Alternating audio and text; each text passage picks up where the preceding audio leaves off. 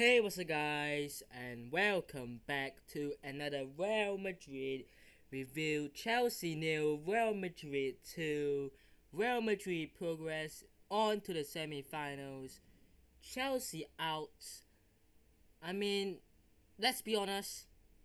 Chelsea were just better one day. In this second leg, they were better. Overall, I would say Real Madrid deserved to go through. But it's kind of expected for Chelsea to come in with that mentality of we've got nothing to lose. Let's just give it our 100%.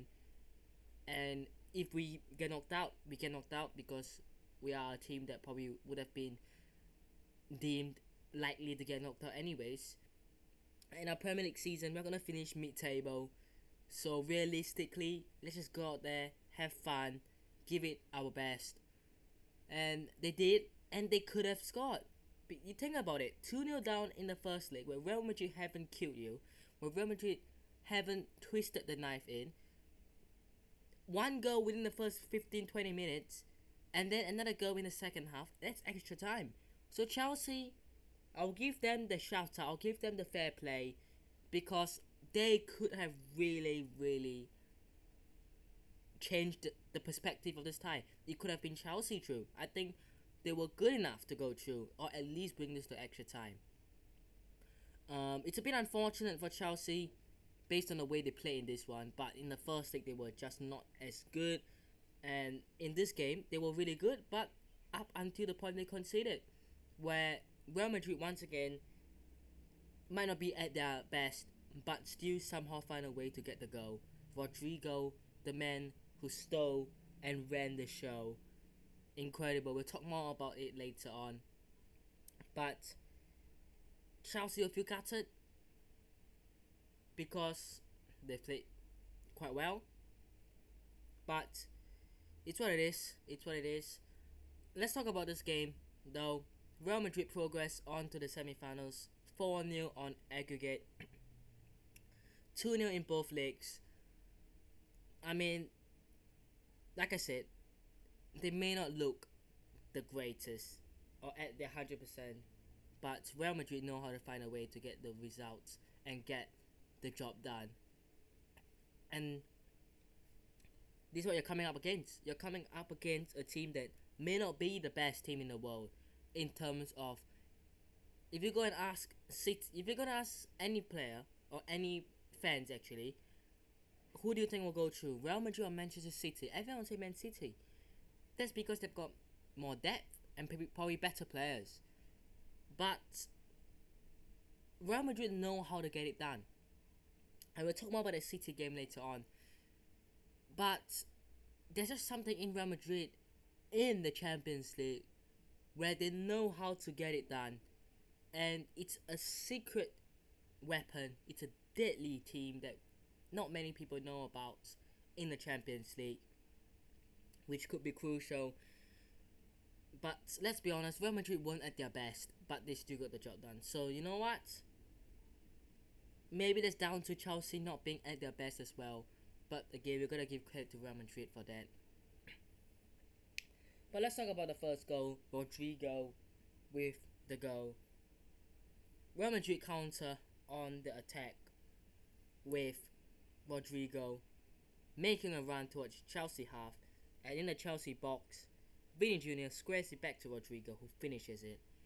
And that was the moment that I think all Chelsea fans, players, and Lampard probably knew that it was over. And brilliant. You just go one counter attack where realistically up until that point, the 58th minute, we weren't that great. Chelsea had a couple more options and more chances actually, but we go on one counter attack, we take the opportunity, and that's another reason Chelsea, if they took the opportunity, if they would have been the team that gone through. But obviously we don't do if buts, maybes, we do absolutes, and Real Madrid absolutely took their chances. And back to that point of being clinical in the Champions League, Real Madrid know what they're doing. Chelsea right now are a mess. They have no idea where they're heading. It's just like a ship floating in the middle of the ocean. No idea where they're gonna float to. So they gotta sort things out there at Chelsea. But Rodrigo scoring, and then the second goal was brilliant. Valverde, I mean, to get the ball away from all the defenders in that manner is incredible. Squaring it past a rushing out Kepa, and to Rodrigo, who finishes into the empty net. I mean, that's simple. That's simple for Rodrigo. Obviously, it's a tap in. You know, it can't be an easier finish. Anyone, even a 5-year-old, even a 2-year-old could probably score that. But look, to get that opportunity, to get into that position, to get a chance where you have an empty net, is all in one. You know, it's not just about, oh, he's tapping it in and there's no effort being done. But Valverde did incredibly well to get into that position, to get to that space. And Rodrigo did well to make the run into the area to get an empty finish. It's brilliant. It's brilliant. And it may be two goals that may not be the stunning bicycle kicks and whatever, volley, whatever. But a goal is a goal. And obviously we'll take it. And Chelsea will even be looking at that going, look, those chances we could have stopped. We could have stopped Real Madrid from scoring those two goals. And we could have been the set that gone through if we took our chances. But we didn't. So we have now no one to blame but ourselves. Honestly, let's talk about some chances then. Kante, I mean, it almost seems like he was playing as a second striker, a centre forward. Kante, left-footed volley just wide after 10 minutes. Never really going to score, was he? Rodrigo had an effort after 19 minutes, smashing the outside of the post. Modric forced Kepa to make a save at his near post in 32nd minute. And arguably Chelsea's best chance. James with a low cross into the box for Cucurella, who has all the time in the world, but Courtois denies him. And how good was Courtois, by the way? And then last chance here, 64th minute, Enzo Fernandez with a shot beaten away by Courtois. But Chelsea will feel gutted, will feel disappointed that they didn't take their chances. But we'll leave that to Chelsea because it's their problem realistically. And they probably won't be in the Champions League next season. They probably won't be in Europe. And we'll probably only see them the following season after.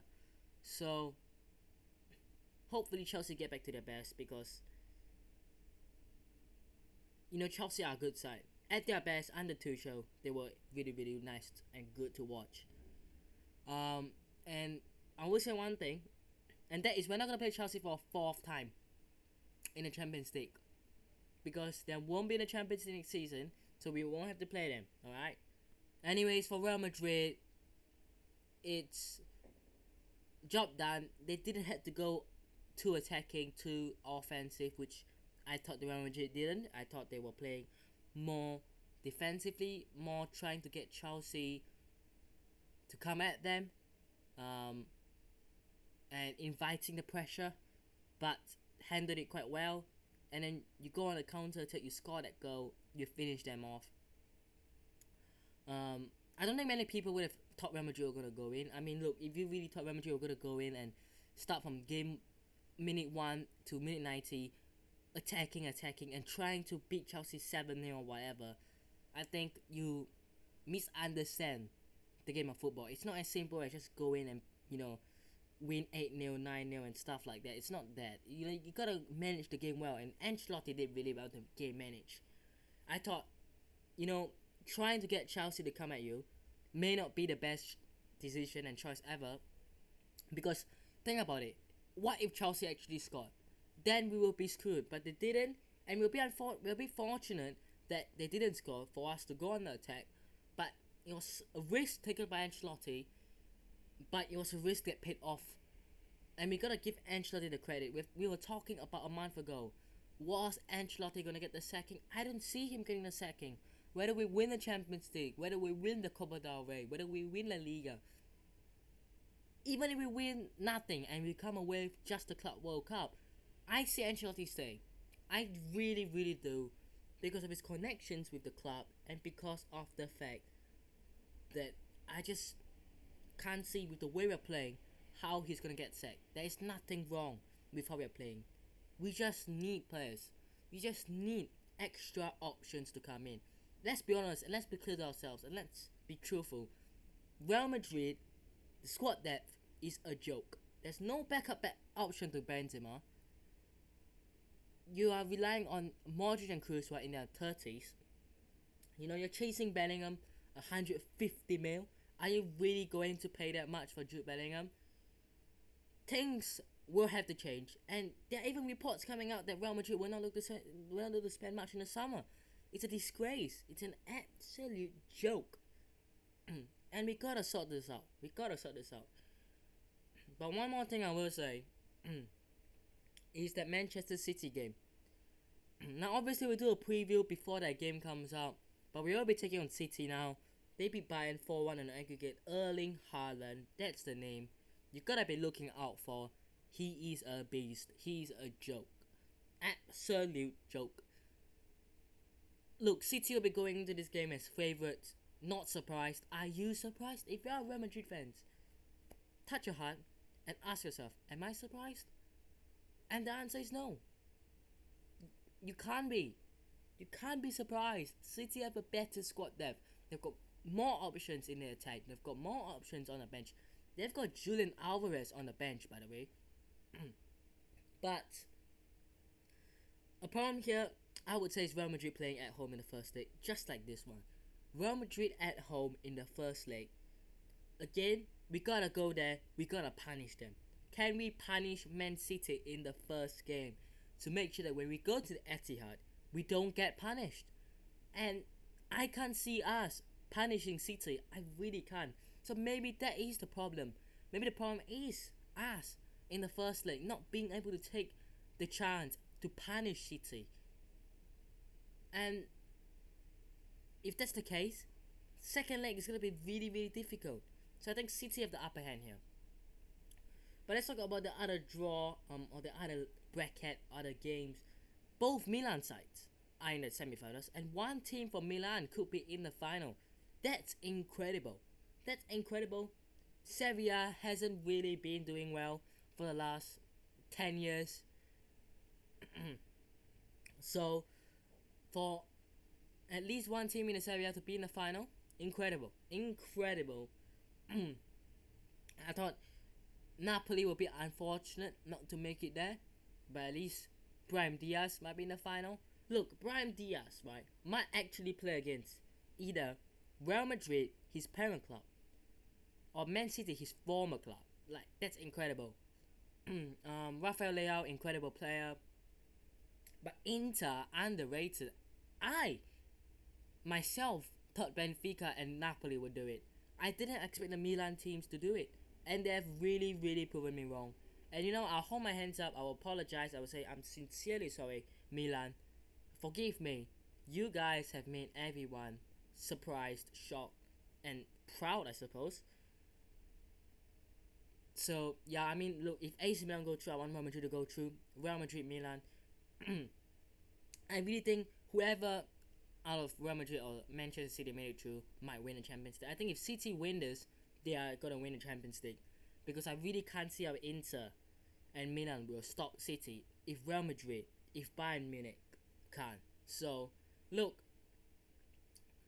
let's see.